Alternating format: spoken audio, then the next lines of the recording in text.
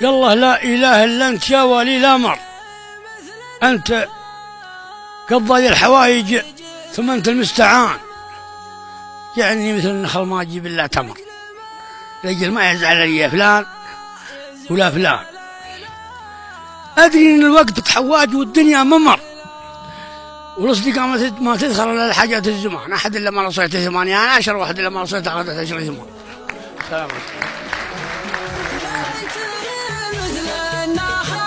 ما يجيب إلا تمر، أجل ما يزعل علي فلان ولا فلان.